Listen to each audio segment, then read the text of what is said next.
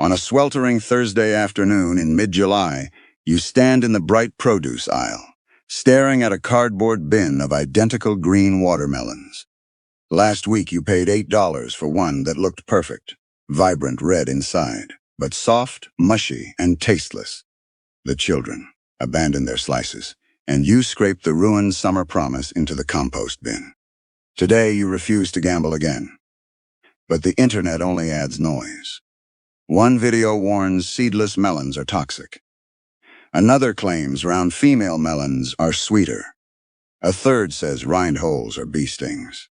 Overwhelmed, you hold a heavy melon, tap it awkwardly, hope for the best, and place it in your cart. But this time, you will not be left guessing.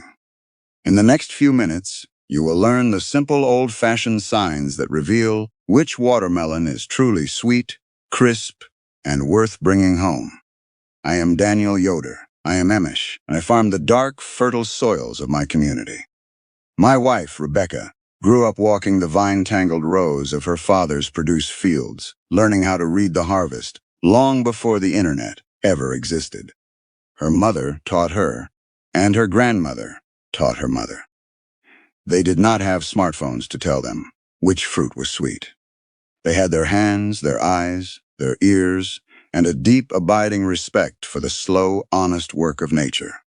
Today, I am going to share that quiet wisdom with you. I am going to help you cut through the chaos of modern misinformation. First, we are going to debunk the 3 biggest myths about watermelons that are costing you money and peace of mind. Then I will give you the 5 unbreakable rules, the real tests, for picking a melon that is crisp, heavy with water, and sugary sweet.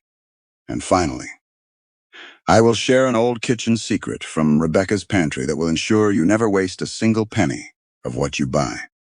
If you give me your attention for the next few minutes, you will never bring home a mealy, mushy, or flavorless watermelon for the rest of your life.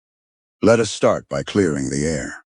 The modern world loves a good rumor, especially when it comes to the food we feed our families. There is a deep underlying anxiety in modern grocery shopping, a fear that our food has been tampered with. And while it is true that much of the modern food system is broken, we must separate the truth from the noise. Myth number 1, the fear of the seedless watermelon. Every summer, panic spreads across the internet that seedless watermelons are dangerous, genetically modified organisms, chemical creations cooked up in a laboratory to poison your family. People tell you to avoid them at all costs. Here is the quiet truth from the farm. There is not a single commercially grown, genetically modified GMO watermelon on the market today. Not one so. How do we get a melon without those hard black seeds? It is not done with chemicals. It is done through traditional botany, a practice as old as agriculture itself. It is a simple cross-pollination technique. Think of a mule. If you breed a male donkey with a female horse, you get a mule. The mule is strong, hard-working, and healthy, but it is sterile. It cannot reproduce. Seedless watermelons are the botanical equivalent of a mule. Farmers cross a watermelon plant that has 22 chromosomes with a watermelon plant that has 44 chromosomes. The resulting seed grows into a plant that produces fruit with 33 chromosomes. Because that number is odd, the plant cannot form hard, mature seeds. It only produces those soft, hollow, white seed coats that you can easily eat. It is entirely safe. It is a marvel of natural crossbreeding. Now, do seedless melons taste different? Yes. Many of the old traditional heirloom varieties, the ones with the big black seeds, have a deeper, more complex flavor profile because they have not been bred strictly for shelf life and convenience. If you can find a seeded heirloom melon at a farm stand, buy it. It will taste like your childhood. But if you are in a grocery store buying a seedless melon, you do not need to fear it. It is not poison, it is just a hybrid. Myth number 2, the gender of the watermelon. You have likely seen the graphics circulating online. They show a round watermelon labeled female, sweeter, fewer seeds, and an elongated oval watermelon labeled male, watery, less flavor. I tell you this with the gentlest spirit. This is complete and utter nonsense. In the botanical world, fruit does not have a gender in the way these rumors suggest. A watermelon vine produces both male flowers and female flowers. The male flowers bloom first, providing the pollen. The female flowers have a tiny unfertilized fruit sitting right behind the petals. Once the bees do their work and transfer the pollen from the male flower to the female flower, the male blossom shrivels and drops off. The female flower is the only one that grows into a watermelon. Every single watermelon you have ever eaten, every watermelon that has ever existed, grew from a female flower. So why are some round and some long? It is simply the genetics of the specific breed. A sugar baby watermelon is genetically designed to be perfectly round, like a dark green bowling ball. A Charleston gray watermelon is genetically designed to be shaped like a long, pale green torpedo. The shape has absolutely nothing to do with the sweetness. Do not waste your time in the grocery store trying to determine the gender of a fruit. It is a fool's errand. Myth number 3, the bee stings. People will point to deep, dark, scarred lines or brown crusty patches on the rind of a watermelon and say, "Look, those are bee stings." The bees knew it was sweet, so they tried to sting it to get the sugar out. Honeybees do not sting fruit. They do not have the mouthparts or the desire to chew through a thick green rind to drink watermelon juice. However, there is a kernel of truth buried in this myth, and it is a beautiful one. Those brown, rough, web-like lines on the rind are not stings. They are what we farmers call sugar scars, or pollination webbing. When that female flower was blooming in the field, the bees visited it. If a flower is only visited once or twice, the fruit will grow, but it might lack sweetness. But if a flower is visited by bees 5, 10, or 20 times, the constant brushing of the bees' bodies against the delicate tissue of the flower leaves microscopic scratches. As the watermelon grows and expands, those microscopic scratches stretch and heal, forming thick brown web-like scars on the rind. Furthermore, the more the bees visit, the better the pollination. The better the pollination, the more efficiently the plant distributes sugar and water to the growing fruit. So the myth has the wrong mechanism, but the right conclusion. Do not look for stings. Look for the webbing. The uglier, the more scarred, the more heavily webbed the melon is, the sweeter the flesh inside will be. The bees left you a map to the sugar. You just have to know how to read it. Now that we have cleared away the noise, let us walk up to that bin in the grocery store together. You have your hands, your eyes, and your ears. That is all you need. Here are the 5 unbreakable tests for picking the perfect watermelon, the way the old farmers do it. Test number 1, the field spot. This is the foundational test. If a melon fails this, you do not even bother with the other 4. Turn the heavy melon over in your hands and look at its belly. While the watermelon was growing in the field, it rested heavily on the soil. The sun could not reach its underside, so the rind there could not perform photosynthesis and turn green. This resting place is called the field spot. A melon that was allowed to stay on the vine, soaking up the heat of the July sun, pulling nutrients from the deep earth until it was perfectly ripe, will have a field spot that is a deep, creamy, buttery yellow. It should look like the color of fresh churned butter, or the yolk of a farm egg. That golden color is the visual proof of patience. If the field spot is stark white, or pale green, or if there is no spot at all, put the melon down immediately. That melon was harvested prematurely. The farmer, rushing to get his crop to market, severed the vine before the fruit had finished its work. A white spot means the flesh inside will be pale pink, lacking in sugar, and tasting faintly of cucumber. You cannot ripen a watermelon on your kitchen counter. Once it is cut from the vine, its sugar development stops entirely.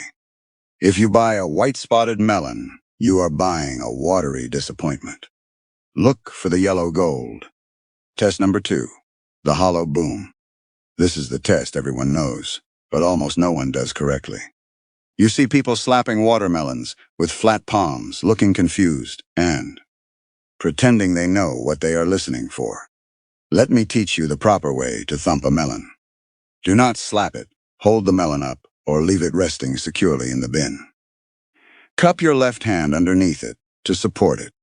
With your right hand, use your knuckles to rap firmly on the top of the rind, the same way you would knock on a heavy oak door to announce your presence. You are listening for the resonance of water. A watermelon is over 90% water by weight. When the melon is perfectly ripe, the internal structure of the fruit changes. The cells become engorged with water and dissolved sugars, but they also loosen slightly, creating microscopic pockets of air. When you knock on a ripe melon, you should hear a deep, hollow, echoing sound. It should sound like you are thumping a tight drum or knocking on a wooden barrel that is full of water. The sound should vibrate through the melon, and you should feel the slight echo in your supporting hand. We call this the hollow boom. If you knock on the melon and the sound is a high-pitched, sharp tink or tock, like knocking on a piece of solid green wood, the melon is underripe. The flesh inside is too dense. The water has not properly saturated the cells, and it will be tough and flavorless. But there is a third sound, and this is the one you must be most careful of. If you knock on the melon and you hear a dull, flat, dead thud, like knocking on a soft pillow or a flat tire, walk away. That melon is overripe. The flesh inside has already begun to break down. The cell walls have collapsed, and it has turned to mush. Listen for the deep, echoing boom. Once your ear learns the sound, you will never unhear it. Test number 3, the navel press. This is the secret test that most modern shoppers have entirely forgotten. And it is the absolute best way to save yourself from the heartbreak of an overripe, mealy, mushy watermelon. Look at the very bottom of the melon, the end opposite where the stem used to be. This is the blossom end, sometimes called the navel. It is a small circular indentation. First, look at its size. You want a navel that is very small, tight, and closed.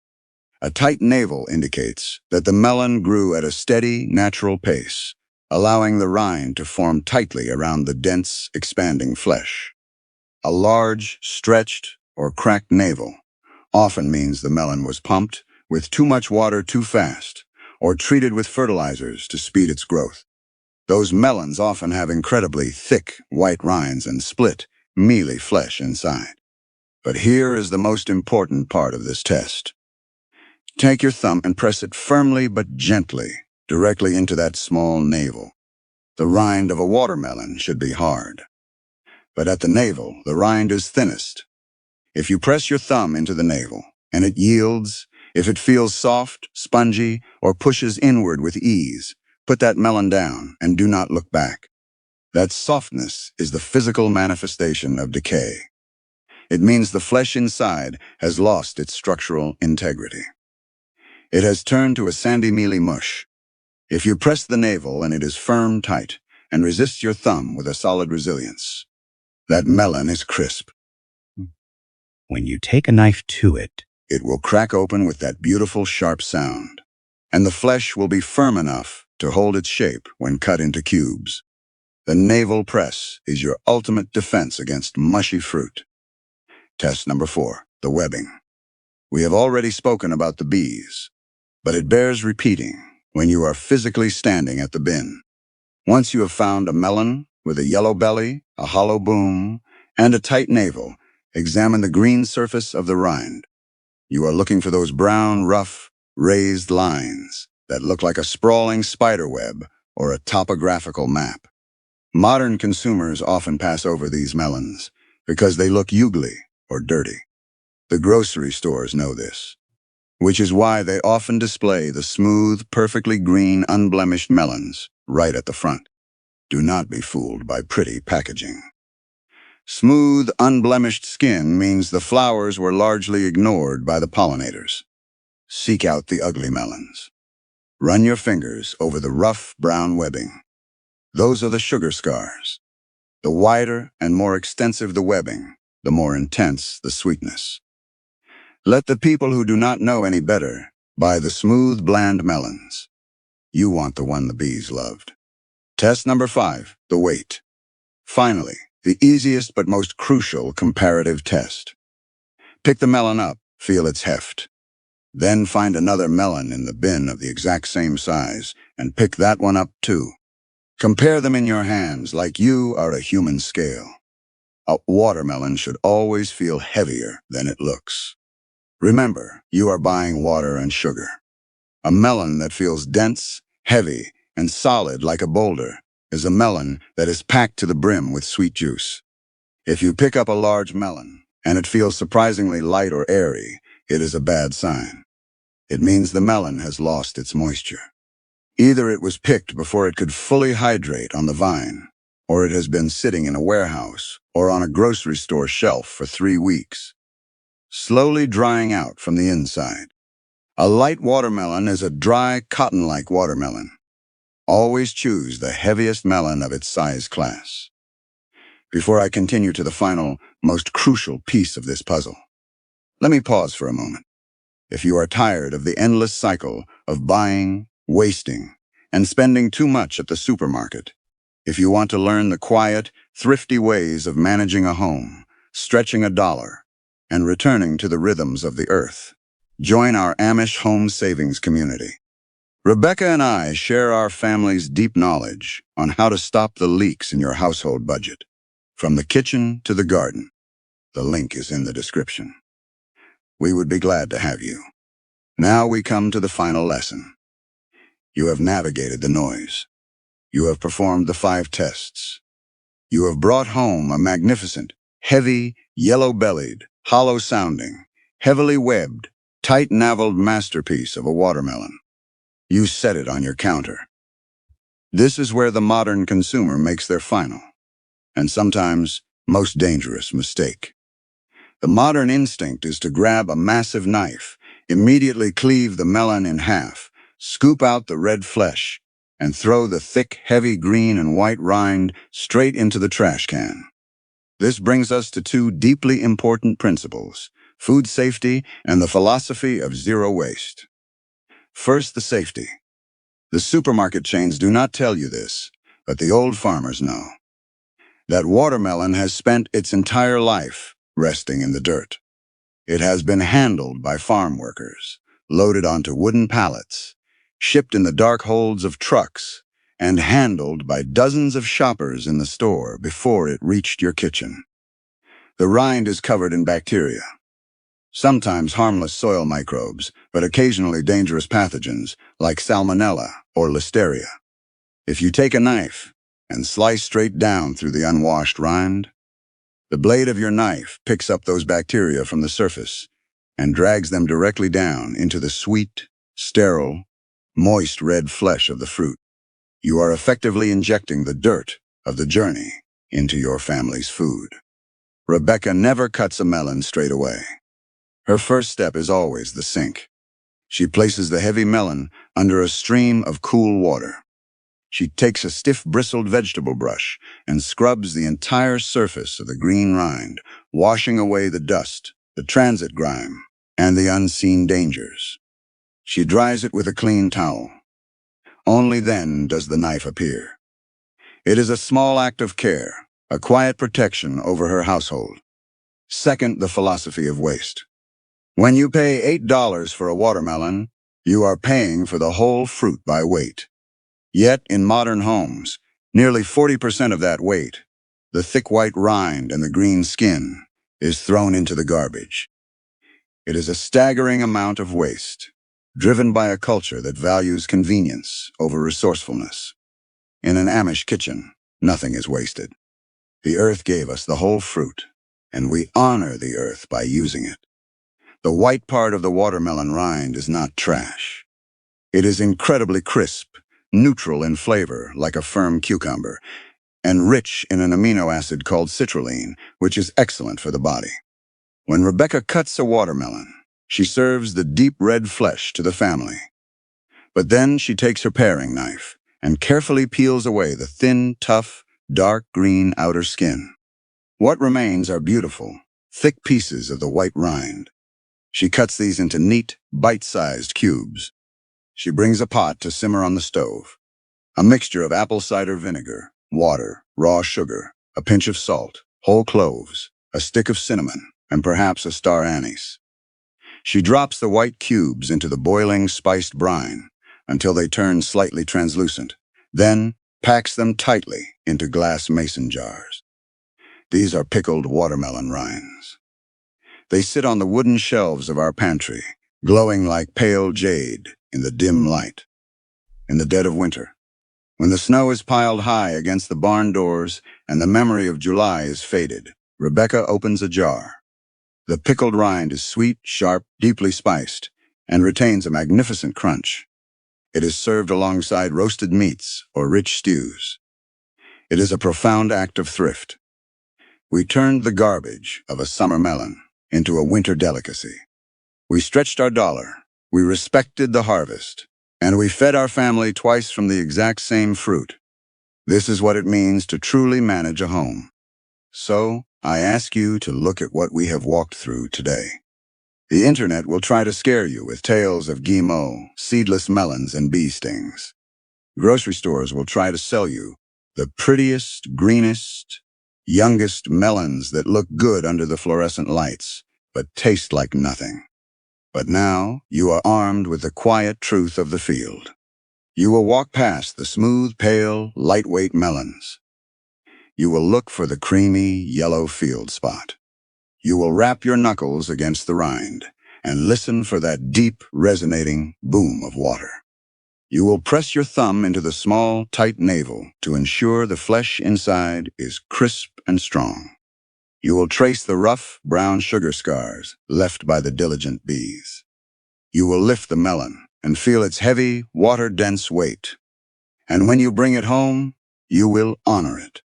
You will wash the earth from its rind to protect your family. You will savor the sweet red flesh, and perhaps if you are feeling adventurous, you will save the white rind, simmer it in spice and vinegar, and put up a jar or two for the cold months ahead. The honest math is beautiful. You will stop buying terrible melons. You will stop throwing half of your money into the compost bin. You will eat like kings on the sweet, crisp harvest of summer. I want you to try this. This weekend, go to your local market or the grocery store. Stand in front of the bin. Do not rush. Let the people around you slap the melons and guess. You take your time. Run the 5 tests. Find the perfect one. Bring it home, wash it, chill it, and cut it open. Let the crack of the rind and the deep sugary aroma fill your kitchen. Give a slice to your children, and watch their eyes light up at the taste of what a watermelon was always meant to be. Once they have tasted the truth, they will never let you buy a bad melon again. Tell me in the comments below, where do you stand in the great watermelon debate? Are you a modern shopper who prefers the convenience of the seedless hybrid, or do you still hunt for the old-fashioned, black-seeded heirloom melons of your childhood? I read every single comment, and I love hearing the traditions of your families. Next time, since we have been speaking of saving the harvest in Rebecca's pantry, I am going to show you the old-world methods of preserving. We will talk about canning, about the alchemy of salt, vinegar, and thyme, and how to capture the fleeting bounty of summer in glass jars to feed your family through the darkest, coldest days of the year. It is the natural next step in reclaiming your kitchen. Make sure you subscribe so you do not miss it. Until then, ignore the noise of the internet. Look for the yellow belly. Listen for the hollow boom. Press the tight navel. And remember that the earth, the sun, and the honeybees wrote a quiet love letter on every perfect melon they ever grew. You just had to remember how to read it. May your summer be sweet and your pantry be full.